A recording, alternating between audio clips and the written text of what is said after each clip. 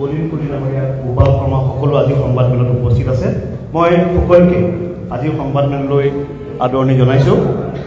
আৰু সংবাদমেল আৰম্ভ কৰাৰ পূৰ্বে এটা অডিঅ' আমাৰ লগত আছে, সংসদৰ অডিঅ'। মই অডিঅ'টো বজাই দিবৰ কাৰণে আমাৰ সহকাৰীসকলক অনুৰোধ জনাইছোঁ।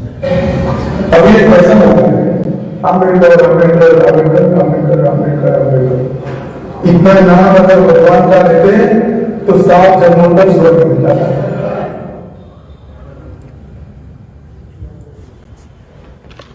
धन्यवाद।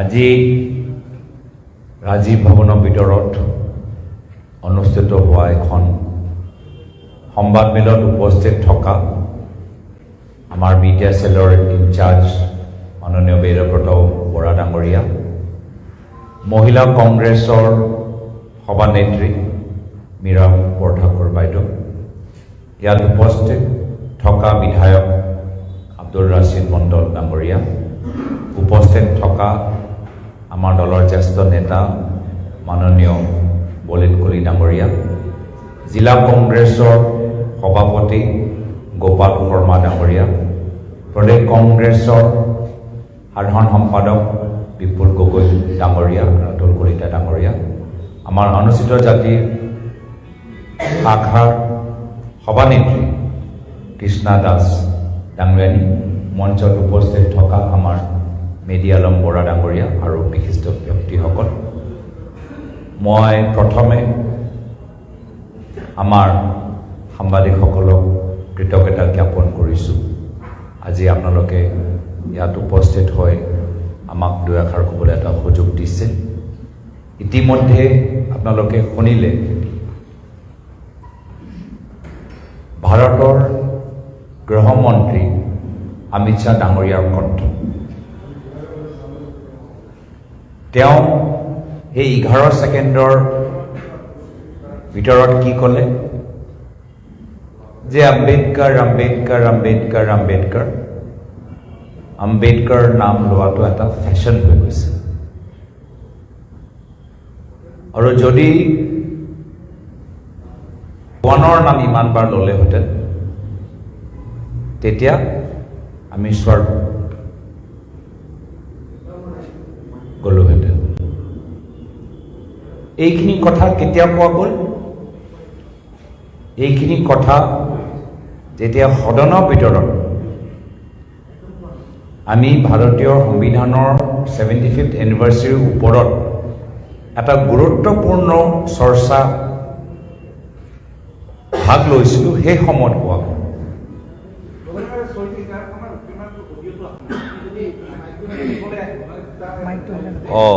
মাইকটো নালাগে, হ'ব হ'ব, আকৌ আৰম্ভণি বা কৰোঁ। এই গোটেইখিনি কথা তেওঁ তেতিয়া ক'লে যেতিয়া সদনৰ ভিতৰত ভাৰতীয় সংবিধানৰ 75th এনিভাৰ্চাৰীৰ ওপৰত এটা বিশেষ চৰ্চা চলি আছে। যি চৰ্চা আৰম্ভ হোৱা ক্ষেত্ৰত কংগ্ৰেছ দলৰ মূল ভূমিকা আছে। অলপ মই সদনৰ আৰম্ভণিৰ ফালে সকলৰ দৃষ্টিলৈ আকৰ্ষণ কৰিবলৈ বিচাৰোঁ।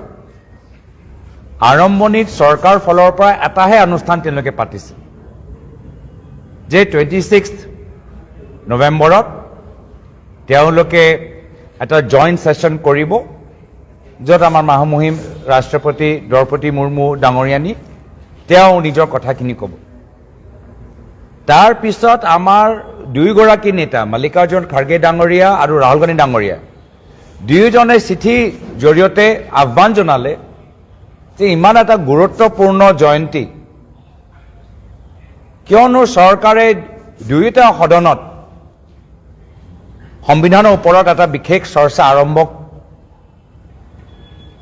কৰক, যাৰ ফলত আমি সকলোৱে নিজৰ মনৰ কথা আমি ক'ব পাৰিম আৰু সংবিধানৰ প্ৰতি নিজৰ দায়বদ্ধতা আমি প্ৰকাশ কৰিব পাৰিম।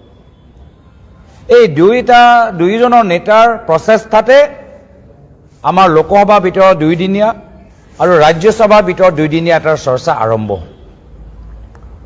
চৰ্চা সময়ত আমি ভাবিছিলোঁ যে আমি সংবিধানৰ কথাখিনি পাতিম, আমি সংবিধানৰ যে আমাৰ basic structure justice equality liberty fraternity আজি আধুনিক ভাৰতৰ ভিতৰত আমি সেই আদৰ্শ আমি ধৰি ৰাখিব পাৰিছোঁ নে নাই পাৰা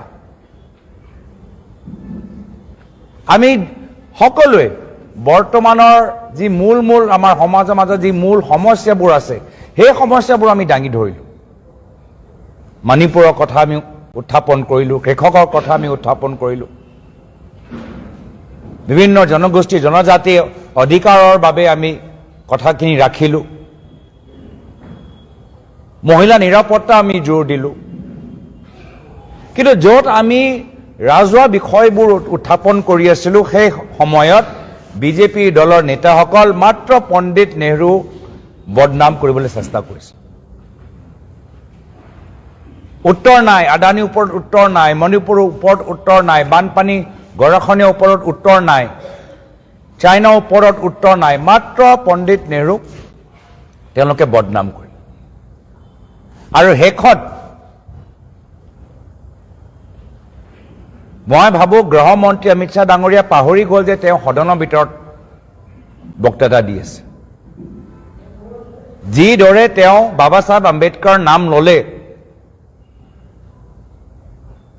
তেওঁ যে নিজৰ ড্ৰয়িং ৰুমত বহি আছে আৰু নিজৰ বন্ধু বান্ধৱীৰ লগত কথা পাতি আছে তেনেকুৱা যেন লাগিলে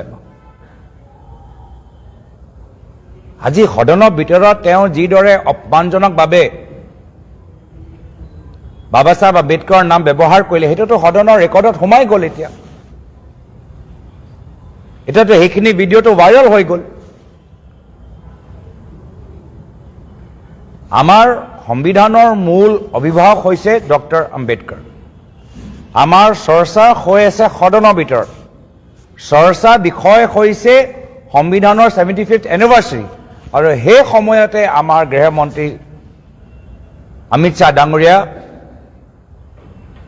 নিজৰ ভিতৰত যে আম্বেদকাৰ প্ৰয়াত বাবা চাহেব আম্বেদকাৰৰ প্ৰতি যে কোনো শ্ৰদ্ধা নাই সেইখিনি কথা মুকলি হৈ গ'ল আৰু আটাইতকৈ দুৰ্ভাগ্যজনক কথা আমি সেই সময়তে ক'লো যে এইটো ভুল হৈছিল তেওঁ নিজৰ ভুল স্বীকাৰ নকৰিলে পিছদিনা আমি গৰিহণা দিলোঁ ক্ষমা বিচাৰিবলৈ তেওঁক আহ্বান জনালোঁ তেওঁ ইমান অহংকাৰী যে ৰাইজৰ সন্মুখত ক্ষমা বিচাৰিবলৈ তেওঁ আগবাঢ়ি নগ'ল ক্ষমা বিচাৰিলেহেঁতেন তেতিয়াহ'লে তেওঁ নিজে যে ভুল কৰিছে বাবা চাহেব আম্বেদকাৰৰ প্ৰতি এনেদৰে শব্দ ব্যৱহাৰ কৰিব নালাগিছিল এনেদৰে উচ্চাৰণ কৰিব নালাগিছিল তেওঁ স্বীকাৰ কৰিব পাৰিলেহেঁতেন কিন্তু অহংকাৰ আৰু ক'ৰবাত বাবা চাহেব আম্বেদকাৰৰ প্ৰতি তেওঁলোকৰ ঘৃণা আৰু সংবিধানৰ প্ৰতি যে তেওঁলোকৰ শ্ৰদ্ধা নাই সেইখিনি কথা এতিয়া মুকলি হৈ গ'ল বাস্তৱ হৈ গ'ল আৰু তাৰপিছত আমাৰ স্পষ্ট দাবী যদি ভাৰতৰ গৃহমন্ত্ৰী ইমানে অহংকাৰী নিজকে আম্বেদকাৰ বাবা চাহেব আম্বেদকাৰতকৈ বেছি শক্তিশালী বেছি ডাঙৰ মানুহ বিচাৰে ভাবে নিজকে তেতিয়া নিজৰ পদৰ পৰা ইস্তিফা দিয়ক পদত্যাগ কৰক ক্ষমা বিচাৰক আৰু পদত্যাগ কৰক নকৰিলে আৰু তাৰ পিছত আমি কি দেখা পালো যে প্ৰধানমন্ত্ৰী মোদী ডাঙৰীয়া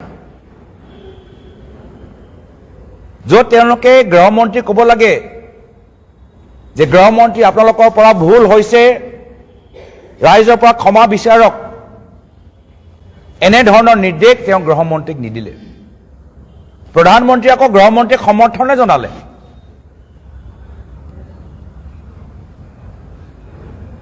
দীঘলীয়া এটা টুইট তেওঁলোকে লিখিলে আৰু অমিত শ্বাহ ডাঙৰীয়াক তেওঁ সমৰ্থনে জ্ঞাপন কৰে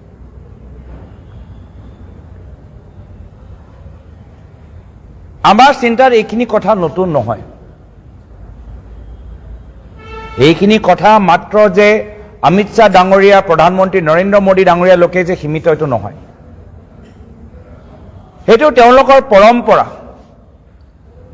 তেওঁলোকৰ ইতিহাস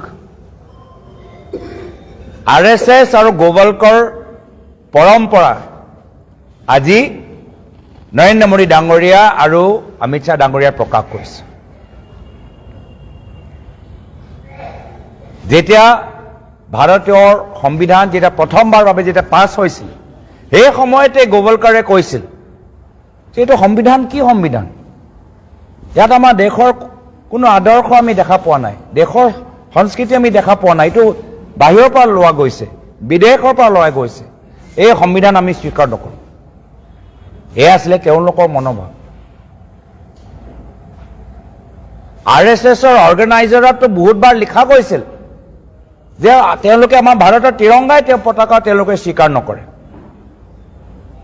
প্ৰায় 50 বছৰ RSSৰ কাৰ্যালয়ত তেওঁলোকে তিৰংগা পতাকা তেওঁলোকে লগোৱা নাছিল বা স্থাপিত কৰা নাছিল। এয়া হ'ল তেওঁলোকৰ চিন্তাধাৰা। আৰু সেইকাৰণে আমি দেখা পাইছোঁ যে যেতিয়াই আমি বিৰোধী দলে আমি বিভিন্ন জনগোষ্ঠী জনজাতিৰ কথাবোৰ কওঁ, অনুসূচিত জাতিৰ কথাবোৰ কওঁ, তেতিয়া আমালোকৰ কথাবোৰ তেওঁলোকে গুৰুত্ব নিদিয়ে। ৰাহুল গান্ধী ডাঙৰীয়াৰ বিভিন্ন বিৰোধী দলসকলে কৈছে যে সমগ্ৰ ভাৰতৰ ভিতৰত সেন্সাছ যেতিয়া হ'ব, সেই সেন্সাছৰ ভিতৰত আমাৰ কাষ্টৰ তাত উল্লেখ হ'ব লাগে, কাষ্ট চাৰ্টিফিকেটৰ ডিটেইলছবোৰ থাকিব লাগে। আজিলৈকে তেওঁলোকে আমাৰ দাবী স্বীকাৰ কৰা নাই। এই দাবী মাত্ৰ আমি অসমৰ বাহিৰত নহয়, একে দাবী আমাৰ অসমৰ মানুহবোৰে কৈ আছে। যদি আপোনালোকে আদিবাসী সংগঠনৰ প্ৰতিনিধিসকলক সোধে, তেওঁলোকে ক'ব যে আমি নিজৰ কাষ্ট আমি জানিবলৈ বিচাৰোঁ।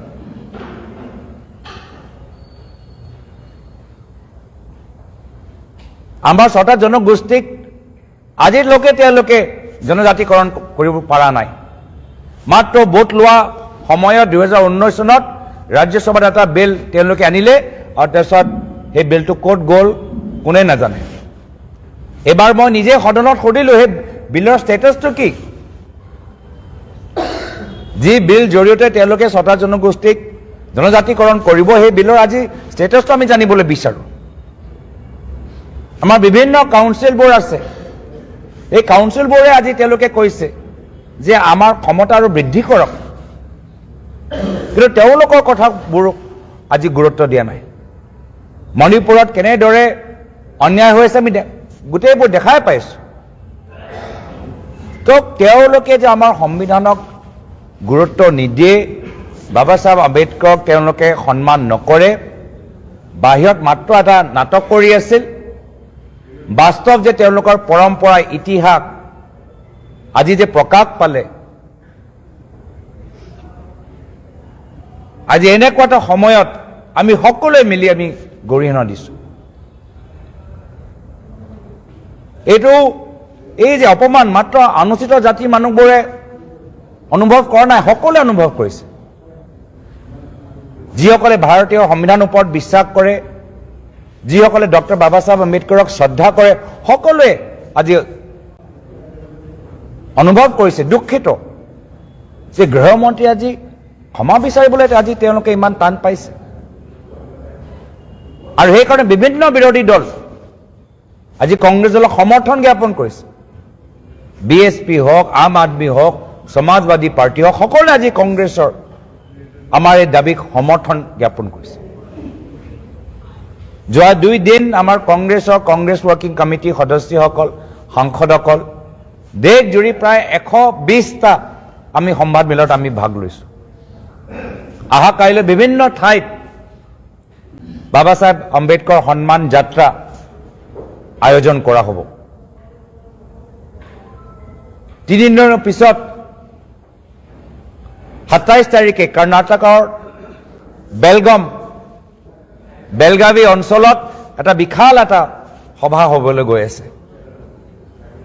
সেই সভা টাইটেলটো জয় ভীম জয় সংবিধান। আমি মাত মাতি গৈ থাকিম। আমাৰ ওপৰত যিমানে তেওঁলোকে ভুৱা FIR লগাওক বা নলগাওক, যিমানে পুলিচ জৰিয়তে আমাক বাধা দিয়ক বা নিদিয়ক, কংগ্ৰেছ দল আগবাঢ়ি যাব সংবিধানটো সুৰক্ষিত ৰাখিব তেওঁলোকৰ যে সপোন যি সপোন তেওঁলোকে লোকসভা সময়ত প্ৰকাশ কৰিছিল যে 400কে বেছি আসন পালে তেওঁলোকে সংবিধান সলনি কৰিব আমি কেতিয়াও সংবিধান সলনি হ'বলৈ নিদিওঁ সভৰেন সোশ্যালিষ্ট সেকুলাৰ ৰিপাব্লিক হৈ থাকিমে জাস্টিস লিবাৰ্টি ইকুৱেলিটি ফ্ৰেটাৰ্নিটি আমাৰ অধিকাৰ থাকিবই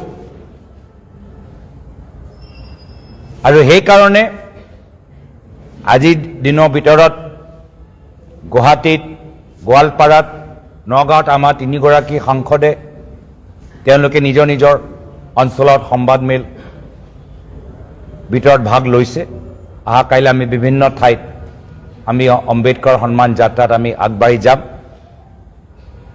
আমি সকলোৱে দুঃখিত যে যেতিয়া অমিত শ্বাহৰ এই অপমানজনক কথাৰ বিৰুদ্ধে প্ৰদেশ কংগ্ৰেছে যেতিয়া যাত্ৰা ওলাইছিল সেই সময়ত আমাৰ এজন ডেকা অধিবক্তা মিডুল ইছলাম তেওঁ কৰুণ মৃত্যু হ'ল আজি আমাৰ AICCৰ পৰা তেখেতৰ পৰিবাৰৰ প্ৰতি এটা 5 লাখ টকা ডিমাণ্ড ড্ৰাফ্ট মোৰ হাতত তেওঁলোকে পঠাইছে মই সেই ডিমাণ্ড ড্ৰাফ্ট প্ৰদেশ কংগ্ৰেছক আগবঢ়াই দিছোঁ কিছুদিনৰ পিছত প্ৰদেশ কংগ্ৰেছ ফলৰ পৰা এটা সমদল যাবগৈ আৰু আমাৰ AICC প্ৰদেশ কংগ্ৰেছ বিভিন্ন আমাৰ শাখা ভাতৃ ভগ্নী সংগঠনৰ পৰা যি আমি সামান্য সহায় যোগাৰ কৰিবলৈ সক্ষম হৈছোঁ আমি সেই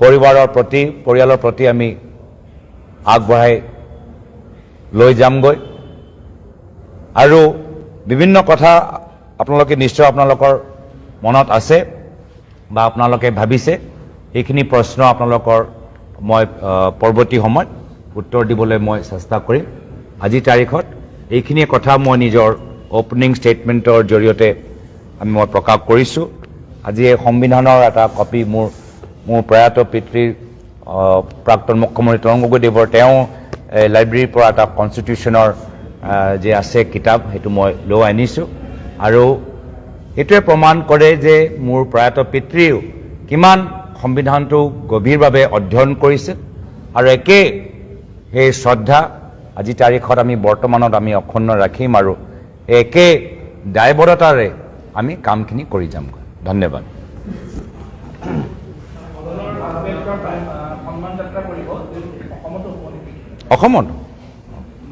অসমত আমি পাৰ্মিশ্যন কাৰণে বিচাৰিছোঁ এতিয়া চাওঁ কি কৰে এতিয়া আজিৰ ভিতৰত মুখ্যমন্ত্ৰী অলপ কনফিউজ হৈ আছে কোনটো আন্দোলন কোনটো সমদল বুজি পোৱা নাই তো কাইলৈ আমি ভালকৈ আমি বুজাই দিম যে অহা কাইলৈ আমাৰ সমদল আশা কৰোঁ যে সমদল শুনি অলপ আমিও অলপ অনুমতি পাম নহ'লে আজি তাৰিখত আমি দেখা পাইছোঁ যে গুৱাহাটীৰ ভিতৰত মুখ্যমন্ত্ৰী দুটা আইন বনাই দিছে ৰাহুল গান্ধী ডাঙৰীয়া যদি গুৱাহাটীৰ ভিতৰত সোমাবলৈ বিচাৰে তেতিয়া সোমাবলৈ নিদিয়ে কিন্তু যদি অমিত শ্বাহ ডাঙৰীয়া সোমাবলৈ বিচাৰে মোদী ডাঙৰীয়া সোমাবলৈ বিচাৰে দিনত হওক সন্ধিয়াত হওক যেতিয়াই হওক দুৱাৰ মুকলি হয় তেওঁলোক নিজকে অলপ ৰজা ভাবে সেইকাৰণে আৰু গুৱাহাটী তেওঁলোকৰ মানে মহল নেকি নিজৰ লংকা দৰে ব্যৱহাৰ কৰে আৰু সেইকাৰণে আমি ভালকৈ লিখি দিম যে এটা সমদল আৰু আশা কৰোঁ আমাক সহায় কৰে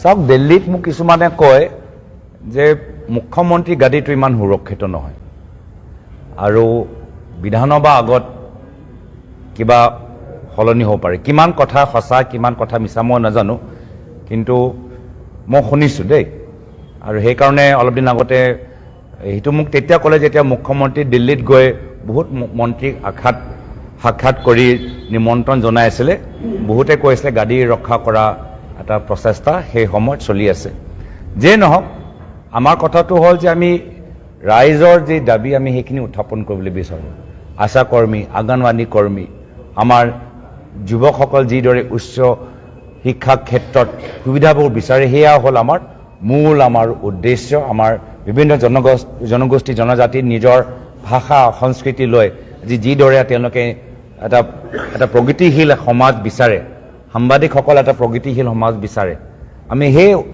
কনচেপ্ট লৈ সেই লক্ষ্য লৈ আমি আগবাঢ়ি গৈছোঁ। বিজেপিৰ ভিতৰত কি হৈছে কি হোৱা নাই তেওঁলোকক সোধাটো বেছি উচিত। চৰকাৰে গুৱাহাটী মহানগৰীত সমদল প্ৰতিবাদ এনেধৰণৰ কৰিব নোৱাৰিব বুলি 160 ধাৰা ইতিমধ্যে লগাই দিছে আৰু এই ধাৰা মানে অনিৰ্দিষ্টকাললৈ থাকিব আৰু যদি ভংগ কৰে কঠোৰ শাস্তিৰ সন্মুখীন হ'ব বুলি কৈছে। চাওক, আমি লোকতান্ত্ৰিক পৰম্পৰা ৰক্ষা কৰাৰ ক্ষেত্ৰত চৰকাৰে আমাৰ ওপৰত যিমানে কঠোৰ শাস্তি দিবলৈ বিচাৰে আমি ৱেলকাম কৰিম, আমি স্বাগতম জনাম। কংগ্ৰেছ দল স্বাধীনতা সংগ্ৰামৰ পৰা জন্ম হোৱা এটা ঐতিহাসিক দল। আমাৰ জন্মই হৈছে আন্দোলনৰ পৰা। আন্দোলন আমাৰ তেজত, আমাৰ গাত আছে। সেই আন্দোলনৰ যে আমাৰ আদৰ্শ সেই আমি কেতিয়াও ত্যাগ কৰিব নোৱাৰোঁ।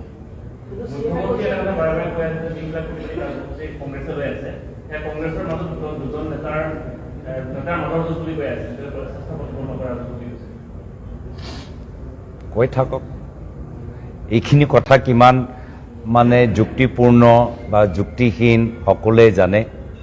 তেওঁলোকৰ এইখিনি কথা কৈ কিদৰে বিভ্ৰান্তিত সকলোকে পেলাবলৈ বিচাৰে চবেই বুজি পায়। আজি তেওঁলোকৰ মই কৈছোঁৱে, তেওঁলোকৰ নিজৰ চকী সুৰক্ষিত আছেনে নাই আমি ক'ব নোৱাৰোঁ। তেওঁলোকৰ মাজত কি চলি আছে, মুখ্যমন্ত্ৰী কোন হ'ব অহাবাৰ, তেওঁতো নিজে মুখ্যমন্ত্ৰী বেকডোৰৰ পৰাই হৈছে। অহাবাৰ কোন বেকডোৰৰ পৰা বিজেপি মুখ্যমন্ত্ৰী দাবী হ'ব কোনো ক'ব নোৱাৰে। তো তেওঁলোকৰ ভিতৰৰ কথা।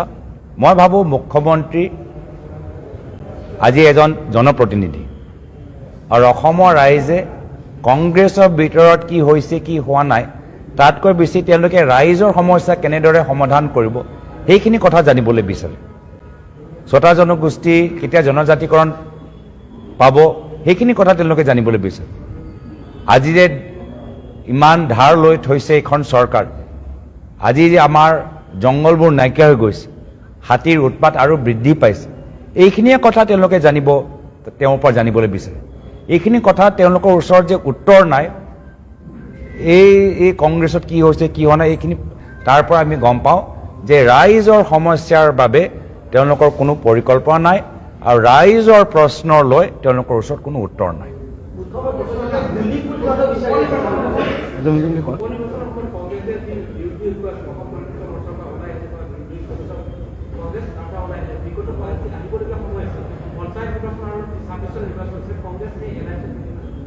চাওক, আমাৰ এইটো প্ৰদেশ কংগ্ৰেছৰ আমাৰ PAC মিটিং হৈছে। আমি PAC মিটিঙত আমি কিছুমান কথা আমি আলোচনা কৰিছোঁ। আমি সেই আলোচনাৰ যোগেদি আমি নিখিল ভাৰত কংগ্ৰেছ কমিটি তত্ত্বাৱধায়কক আমি জনাইছোঁ। কংগ্ৰেছৰ প্ৰত্যেক নীতি আমাক তত্ত্বাৱধায়ক আমাৰ AICC নেতৃত্বত আমাক পৰামৰ্শ দিয়ে, উপনিৰ্বাচন সম্পৰ্কে হওক বা পঞ্চায়ত নিৰ্বাচন সম্পৰ্কে হওক। আমি PAC ভিতৰত বহুতখিনি কথা আমি পাতিছোঁ।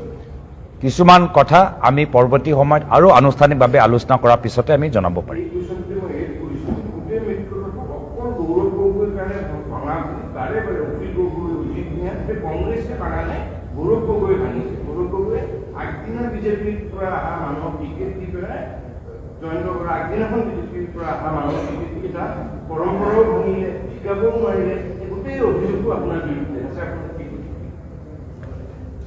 এইখিনি কথা নিৰ্বাচনৰ সময়ত চলি আছে। নিৰ্বাচনৰ যেতিয়া ফলাফল ওলাই গ'ল বহুতখিনি কথা সলনি হ'ল। তাৰ পৰৱৰ্তী সময়ত যিখিনি কথা ক'লে সেইখিনি আপুনি নক'লে। আমাৰ যিসকলৰ নাম ল'লে তেওঁলোকৰ পৰাই মই শুনিছোঁ যে এতিয়া তেওঁলোকে কংগ্ৰেছৰ দলৰ নেতাসকলক সমালোচনা নকৰে। এইখিনি কথা আপুনি কিয় নক'লে, নিজৰ কথাত ক'ব লাগিছিল। মই ভাবোঁ যেতিয়া তেওঁলোকে এতিয়া নকয় তেতিয়া আমি কোৱাৰ প্ৰয়োজনো নাই। আমি সকলোৱে এতিয়া লাহে লাহে নিৰ্বাচন সময়ত আমি সকলোৱে গৰম হোৱাটো স্বাভাৱিক। নিৰ্বাচন শেষ হ'ল, আমি সকলোৱে এতিয়া ঠাণ্ডা মগজেৰে আমি আগবাঢ়ি যাম।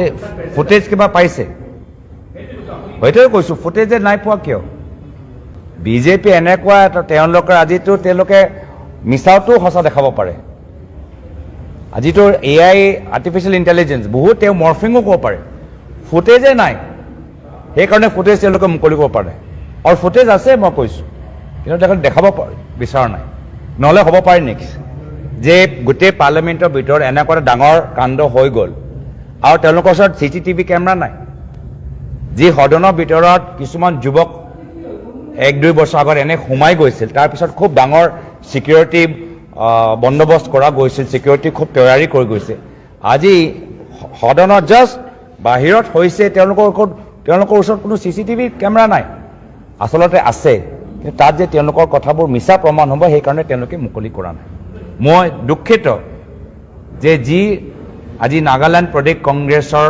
আমাৰ নেতাসকলে সেই সাংসদগৰাকীক সমালোচনা কৰিছে যিহেতু সেই সাংসদগৰাকী যি অঞ্চলৰ পৰা আহে ৱাটিং এই ৱাটিঙত মানুহবোৰ আজি তেওঁলোকৰ আৰ্মি কিছু এটা গ্ৰুপ মুখামুখি হোৱাৰ পিছত আমাৰ 6 জন বা 7 জনৰ তেওঁলোকৰ মৃত্যু হ'ল তেওঁলোকৰ কথা সেই সাংসদগৰাকী সদনৰ ভিতৰত উত্থাপন কৰা নাই এই আৰ্মি বা পুলিচৰ কোনো বিষয়ৰ ওপৰত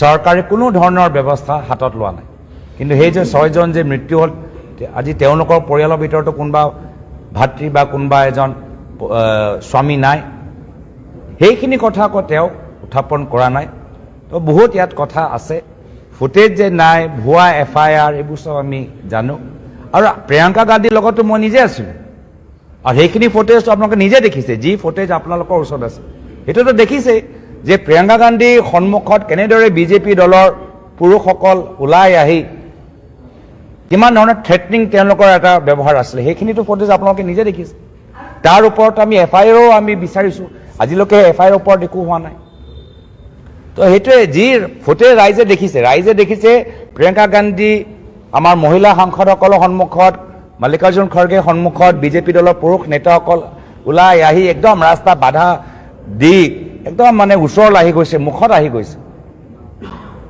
সেইখিনি ফুটেজটো আমি পাইছোঁ তাৰ ওপৰতো কোনো FIR নাই কোনো একশ্যন কোনোবা এজনে কওক এওঁ কওক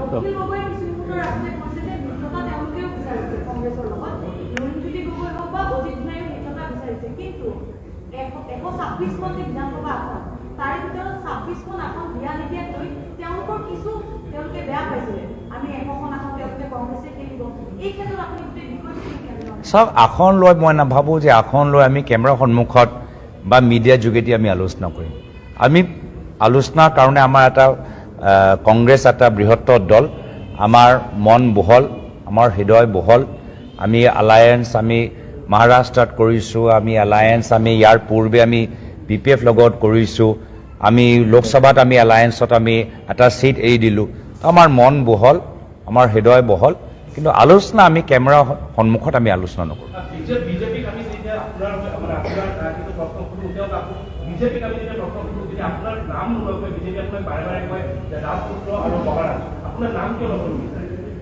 তেওঁ সোধক মই কি কৰোঁ মইতো নাম লওঁ মই নাম লওঁ মোৰ নাম লোৱা কোনো আপোচ নাই তেওঁলোকক সোধক কিয় নলওঁ হ'ব এওঁ কিবা